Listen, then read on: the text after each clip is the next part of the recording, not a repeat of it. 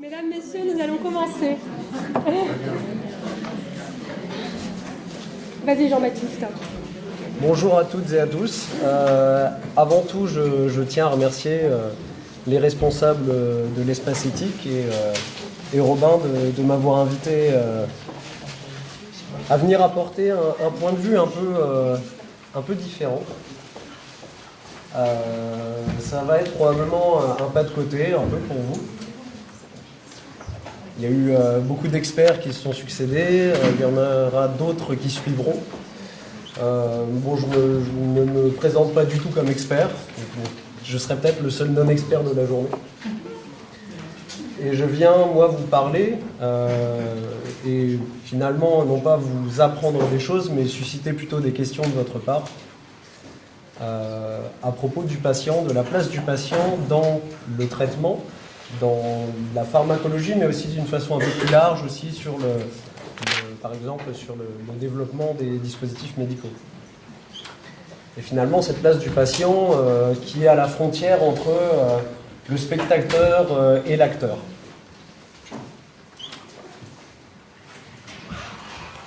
Bon, alors je ne me voyais pas commencer une présentation à l'espace éthique sans parler de conflit d'intérêts. Voilà. Donc je me suis dit que j'allais faire preuve d'honnêteté. Là, j'ai présenté quelques-uns de mes partenaires, si je peux les appeler comme ça. Puis après, je me suis dit, bon, je vais être vraiment tout à fait honnête, je vais en présenter un peu plus encore.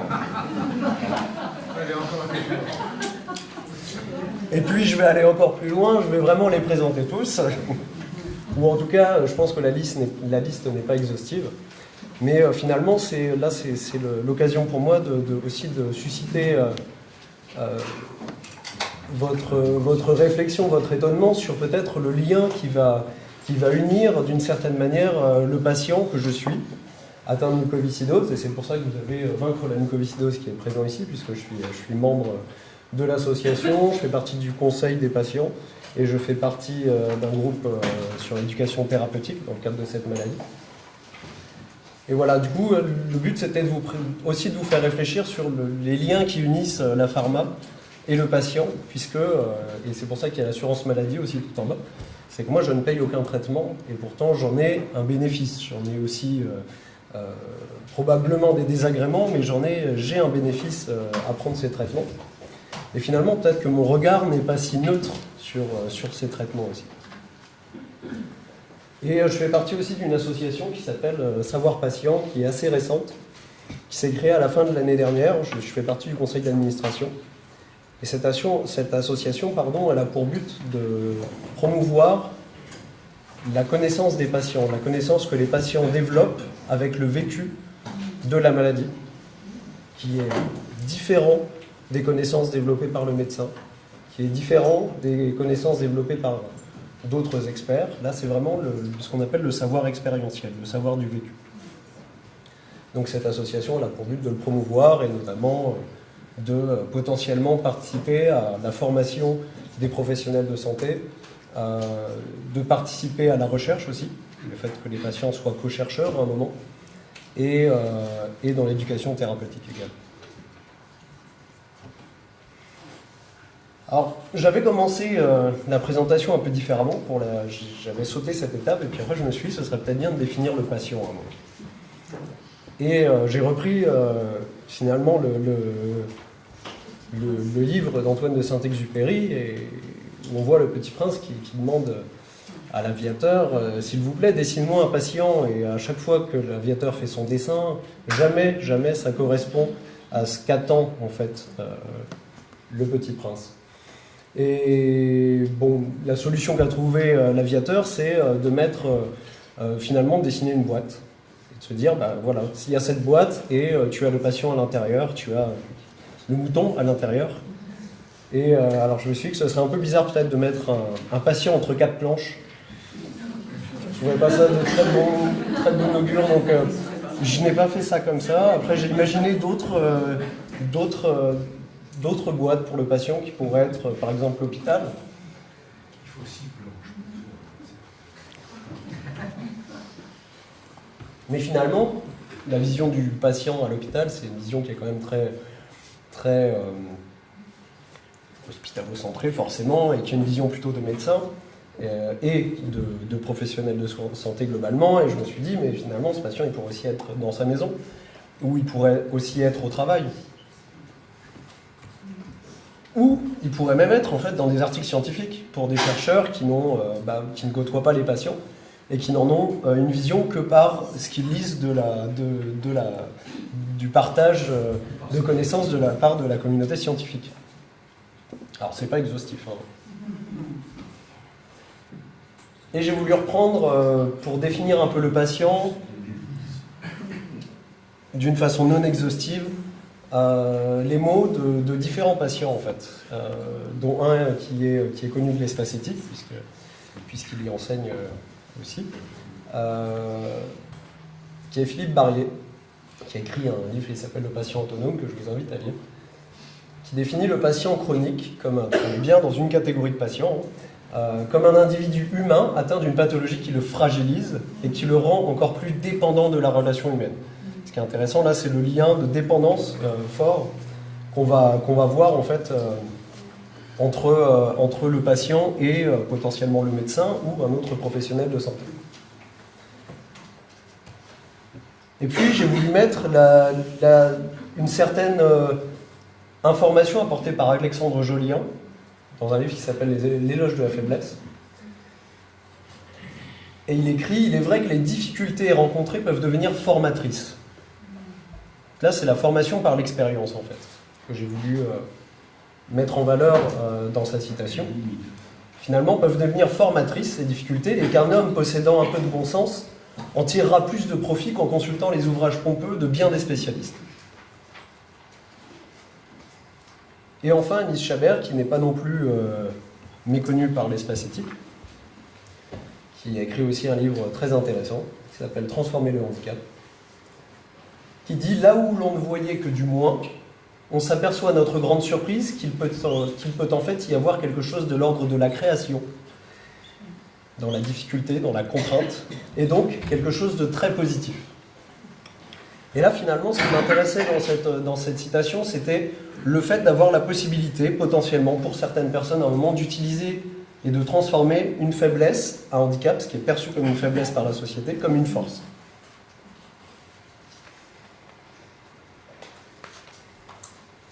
Alors, un des thèmes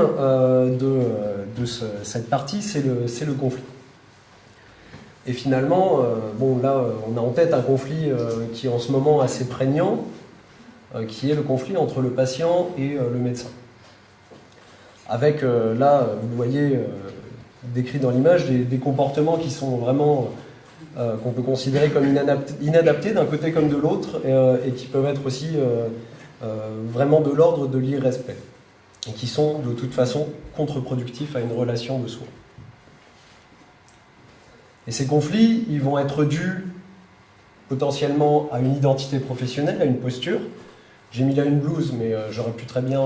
j'ai eu du mal à définir le patient, alors j'ai du mal à trouver un symbole du patient, mais on peut très bien aussi reprendre la posture du patient, qui va être, pour certains d'entre eux, en opposition permanente, quasiment du syndicaliste, en fait, face aux médecins et face à cet ordre hiérarchique qui est en pleine évolution, néanmoins. C'est un conflit aussi de l'ordre des attentes. Le médecin, le professionnel de santé et le patient peuvent avoir des attentes qui sont complémentaires, mais ils peuvent aussi avoir des attentes qui sont divergentes.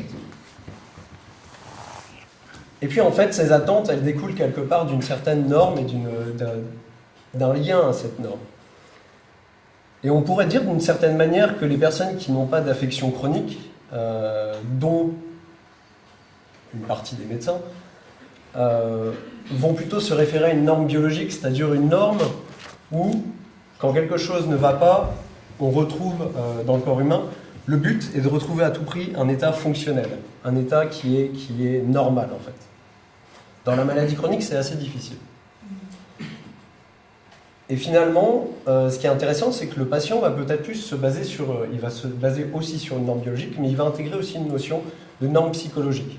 C'est-à-dire qu'à un certain moment, il va pouvoir y avoir un décalage entre cette norme biologique qui est le retour à un état normal biologique par l'action de médicaments, par exemple, ou de dispositifs.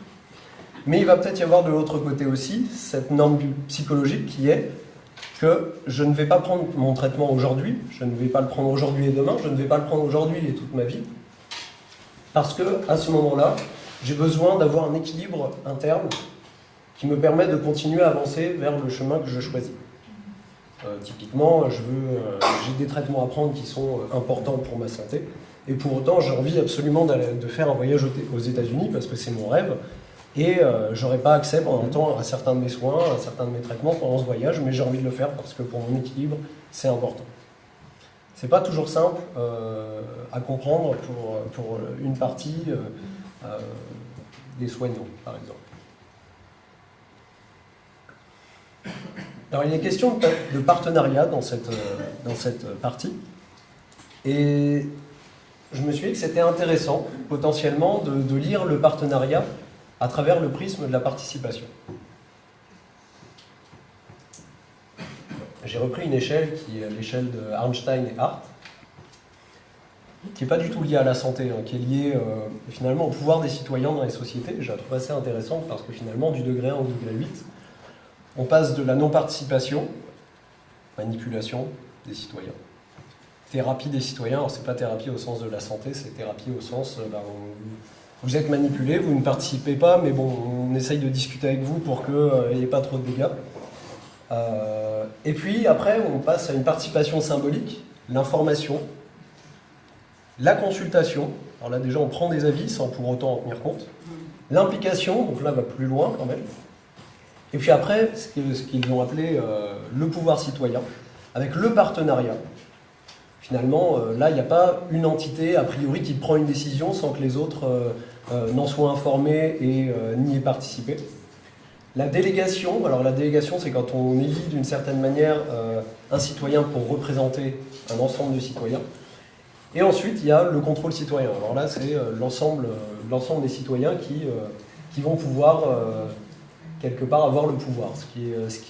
On peut se poser la question, où est notre démocratie dans ce schéma-là, par exemple? Sans poser la question de ce que veut dire démocratie aussi. Et finalement, j'ai repris certains exemples, que ce soit de la pharma ou en dehors aussi, donc pas uniquement dans le cadre du médicament. Et je vous invite, avec cette échelle, à essayer d'évaluer aussi vous-même où est-ce qu'on est. Est-ce qu'on peut parler de partenariat ou pas? Alors là, j'ai caricaturé, hein, je parle du patient goûteur au sens du patient qui va être comme dans l'agroalimentaire, un peu le testeur à un instant T uniquement d'un produit qu'on va lui donner. Évidemment, c'est une caricature. Et on peut se poser la question finalement de où le patient pourra intervenir au-delà du moment où il est ici en fait. Ici, concrètement, à la Haute Autorité de Santé, a priori, les patients interviennent d'une certaine manière. En amont, en fonction des besoins, en général, on se repose plus sur l'avis d'un médecin, d'un groupe de médecins, sur qu'est-ce qui est nécessaire pour le patient. Ce qui est assez différent, comme je vous ai parlé de la norme psychologique, on peut se demander aussi ce qui est vraiment nécessaire pour le patient de son point de vue à lui. Et alors, bon, a priori, on serait là peut-être dans la consultation.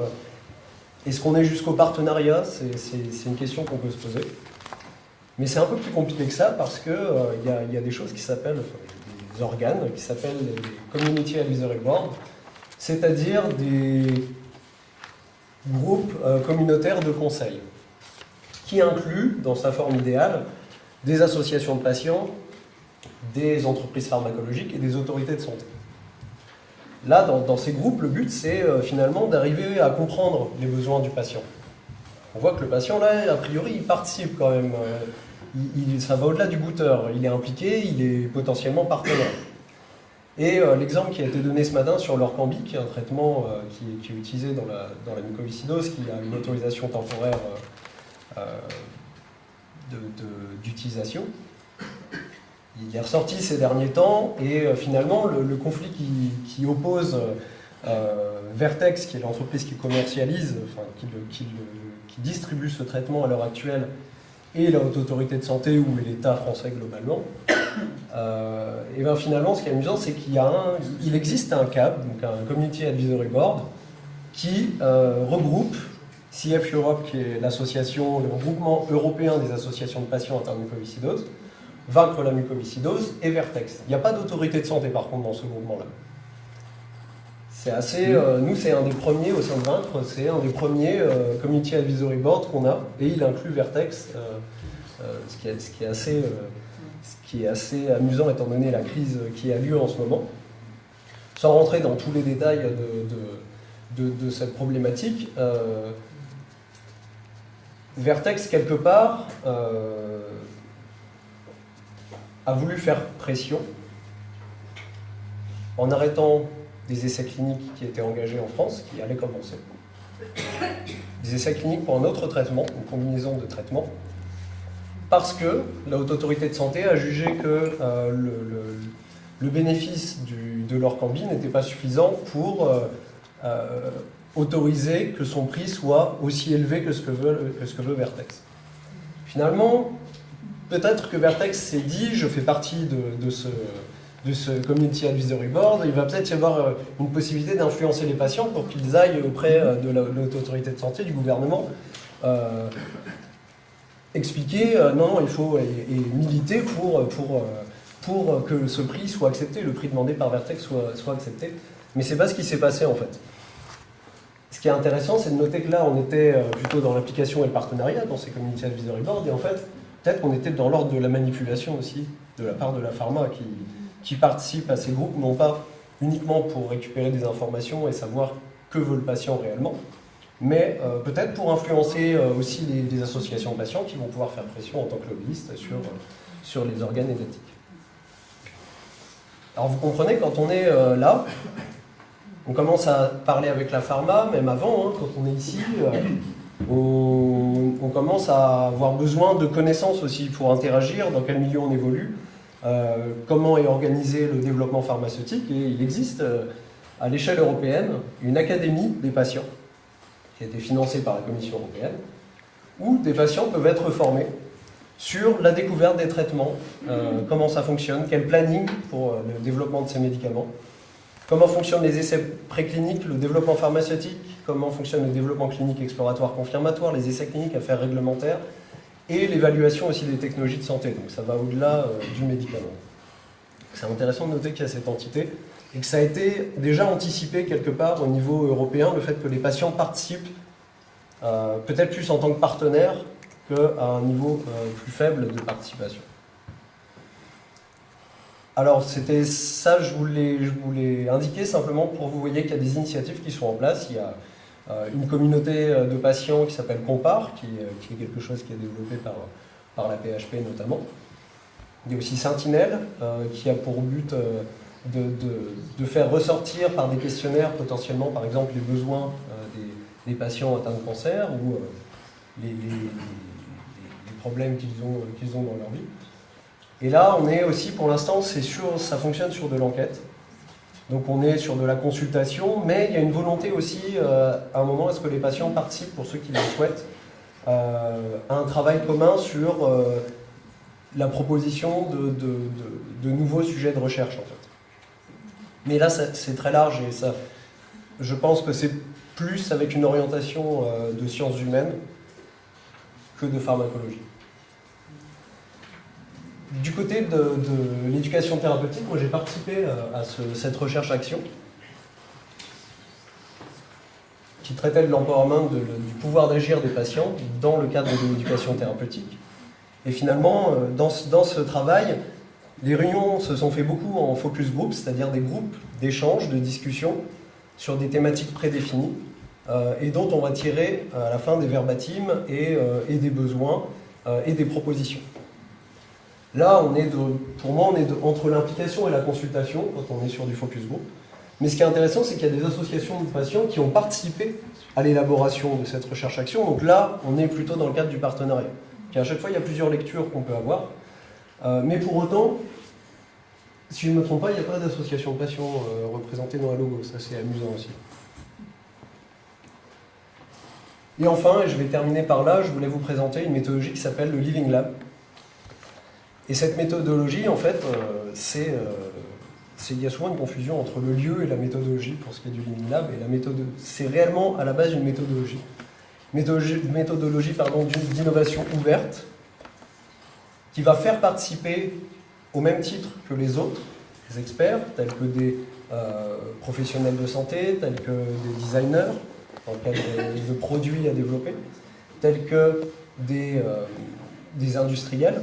Et ben, le Living Lab, la méthodologie Living Lab, c'est faire participer aussi l'usager, l'utilisateur, en considérant qu'il va pouvoir intervenir à différentes étapes. Alors je suis désolé, c'est tout petit.